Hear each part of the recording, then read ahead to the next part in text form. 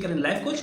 आज इस वीडियो में हम बात करेंगे कि कोई भी सब्सटेंस जो इसका डिपेंडेंट हो जाता है, इसके बाद इसको छोड़ना मतलब डी एडिक्शन करना इतना मुश्किल क्यों होता है। सबसे इंपॉर्टेंट है कोई भी सब्सटेंस जो साइको एक्टिव, हम लोग बोलते हैं साइको एक्टिव सब्सटेंस, मतलब this substance has the potential to develop dependency as well as the psychological issues. इसको हम लोग साइको एक्टिव सब्सटेंसेस बोलते हैं, जिसमें आप अल्कोहल का भी देख सकते हैं, आप ओपियोइड का भी देख सकते हैं, कैनबिस का भी होता है। तो definitely these are the substance जिसमें छोड़ने को बहुत मुश्किल होता है। इसमें याद रखिएगा, जो सब्सटेंस जितना ज़्यादा एडिक्शन प्रोड्यूस करेगा, जितना ज़्यादा डिपेंडेंस प्रोड्यूस करेगा, वो सब्सटेंस इतना छोड़ने में तकलीफ होगा। तो इसीलिए ओपियोइड जो होता है, this are more addictive than cannabis, than alcohol and all. जो सब्सटेंस का इफेक्ट जितना ज़्यादा होगा, तो आप इस चीज़ को छोड़ने जाएंगे तो आपको इतना ही एडवर्स इफेक्ट मिलेगा। तो इस एडवर्स इफेक्ट को हैंडल करना is not a very easy task. तो नंबर वन, कोई भी सब्सटेंस का अगर हम लोग डी एडिक्शन करते हैं तो डी एडिक्शन का फर्स्ट फेज होता है डिटॉक्सिफिकेशन। मतलब जो सब्सटेंस आप बॉडी में लिए हैं, वो सब्सटेंस आपको बॉडी में है, जब आप ये बॉडी से धीरे धीरे कम हो रहे हैं, विड्रॉल हो रहे हैं,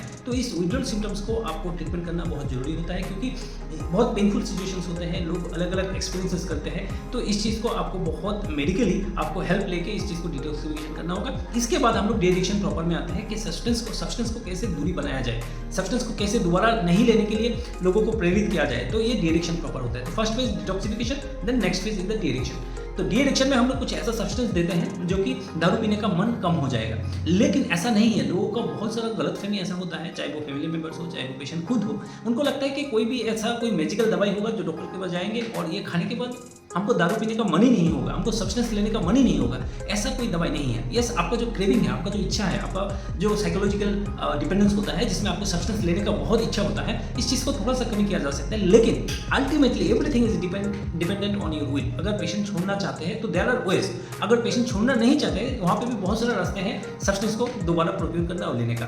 तो इसीलिए सबसे इंपॉर्टेंट जो होता है is the patient motivation. Patient motivated है कि नहीं। अगर पेशेंट मोटिवेटेड है, इस केस में हम लोग इसको बहुत जल्दी से हेल्प कर सकते हैं और पेशेंट बहुत जल्दी इस सब्सटेंस को छोड़ सकते हैं। अगर ये रियलाइजेशन पेशेंट से नहीं है, पेशेंट को ये समझ में नहीं आता है कि दारू पीने से प्रॉब्लम हो रहा है, या फिर जो प्रेजेंट प्रॉब्लम हुआ है, चाहे वो विड्रॉल हो, चाहे वो और अदर इश्यूज हो, रिलेशनशिप इश्यूज हो, ये सब्सटेंस की वजह से हो रहे हैं, अल्कोहल की वजह से हो रहे हैं। बहुत सारे पेशेंट इस चीज़ को मानने के लिए नाराज होते हैं। मतलब उन लोगों को ये परसेप्शन होता ही नहीं है कि ये जो हो रहा है is because of the substance. अगर ये छोड़ देंगे तो हमको हर चीज़ ठीक हो जाएगा, लेकिन उनको लगता है कि हमको तो जो इनवॉलंटरी जर्की मूवमेंट बोलते हैं, जो सीजर डिसऑर्डर होता है, ये तो हम सो नहीं पाए थे इसीलिए हुआ है, दारू के लिए तो नहीं हुआ है। तो ये समझाना इज वेरी इंपॉर्टेंट। जब पेशेंट प्री कॉन्टेम्पलेशन स्टेज में रहता है, तब पेशेंट को ये समझ में नहीं आता है कि ये क्रिएटिंग सम प्रॉब्लम। तो इस टाइम में उनको और भी काउंसलिंग किया जाता है और भी रियलाइजेशन दिया जाता है कि आपका ये जो प्रॉब्लम है is because of the alcohol. तो अगर धीरे धीरे इस पेशेंट का जो थॉट है उसको हम लोग थोड़ा सा मोटिवेट करके चेंज कर सकते हैं, और इसको जो रियलिटी है उसके बारे में उनको बहुत अच्छे से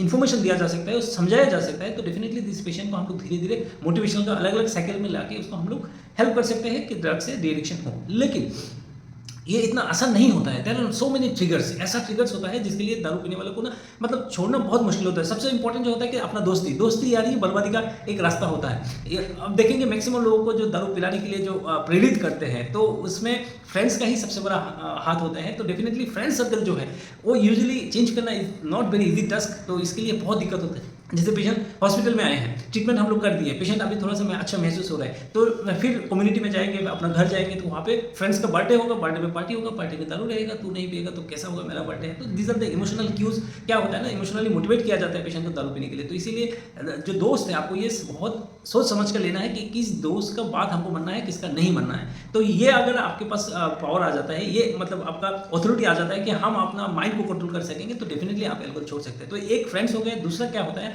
जिस कम्युनिटी में आप रहते हैं वहाँ पे लोकली दारू आपको मिलता है, आपको ऑलरेडी वहाँ पे अल्कोहल का अड्डा है, आपको पता है, तो इतना इजी अवेलेबिलिटी है, तो डेफिनेटली मतलब लोग उसमें चले ही जाते हैं। और दूसरा है कि आप ट्रीटमेंट करने आएंगे तो ट्रीटमेंट का खर्चा तो बहुत है, लेकिन वहाँ पे 10, 15, 20 रुपये में आपको मतलब गंदा से गंदा अल्कोहल मिल रहा है। तो डेफिनेटली लोग क्या करते हैं, बोलते हैं हम तो 10 रुपये का ही पीते हैं, तो इसमें क्या बहुत ज़्यादा पैसा का तो लॉस नहीं हो रहा है, लेकिन आपका हेल्थ का बहुत बुरा लॉस हो रहा है। तो ये समझाना बहुत जरूरी है। इसके बाद आते हैं कुछ जैसे फैक्टर्स, जैसे हंगर। जब लोग बहुत भूखा रहते हैं ना, तब जैसे मान लीजिए कोई काम पे गए हैं, वहाँ पे बहुत भूख लग रहा है, तो वो सर्च करेगा दारू पीने का, ठीक है।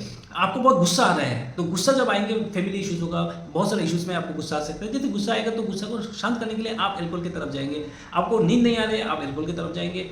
हंगर, एंगर, लोनलीनेस, आप अकेले बहुत महसूस हो रहे हैं तो डेफिनिटली आपको लगेगा कि दारू पी लेते हैं थोड़ा अच्छा लगेगा। तो दीज आर द फैक्टर्स, अगर इस चीज़ को ध्यान में रखेंगे तो अल्कोहल पेशेंट को धीरे-धीरे हम लोग अल्कोहल डी एडिक्शन की तरफ हम लोग लेके आ सकते हैं।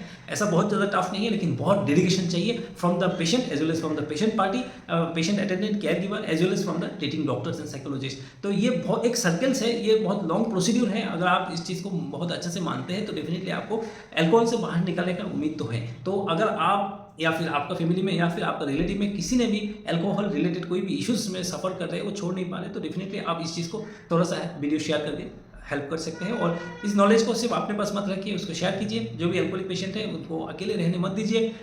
इसको हम लोग 4D बोलते हैं। जैसे आपको दारू पीने का मन हुआ तो हम लोग थोड़ा डिले करते हैं, अभी नहीं पिएंगे, शाम को पिएंगे, शाम को नहीं, रात को पिएंगे, धीरे धीरे आप हटा देंगे। तो दारू पीने का जो मन होता है वो कुछ घंटे के लिए आता है, कुछ टाइम के लिए आता है, इसके बाद दारू पीने का मन नहीं होगा। तो वो पीरियड अगर आप डिले कर दिए तो आपको फिर दारू लेने का जरूरत नहीं पड़ेगा। फिर आप डीप ब्रीदिंग बोलते हैं, माइंड को शांत करने के लिए हम लोग डीप ब्रीदिंग कर सकते हैं। ओके, देन जब हम लोग खाली पेट में रहते हैं तब भी दारू पीने का बहुत ज़्यादा होता है। तो दारू का जैसा पानी है, पानी पी लीजिए, गर्म पानी या ठंडा पानी, कुछ भी पानी पीजिए। तो ये होता है डिले डिस्ट्रक्शन, डीप ब्रीदिंग, ये सब आप कर सकते हैं। डिस्कशन कर सकते हैं, जब आपका मन में दारू पीने का मन हो रहा है तो डिस्कशन करना है। लेकिन डिस्कशन जो लोग दारू पीते हैं उनके साथ जाके नहीं करना है कि हमको दारू पीने का बहुत मन हो रहा है। आपको डिस्कशन आपका घर का फैमिली मेंबर के साथ बात करना है जो आपको हेल्प कर रहे हैं इस चीज़ से बाहर आने के लिए। तो कोशिश कीजिए 4D का हेल्प करने का, और ये जो नॉलेज है इसको शेयर करने का। Thank you so much.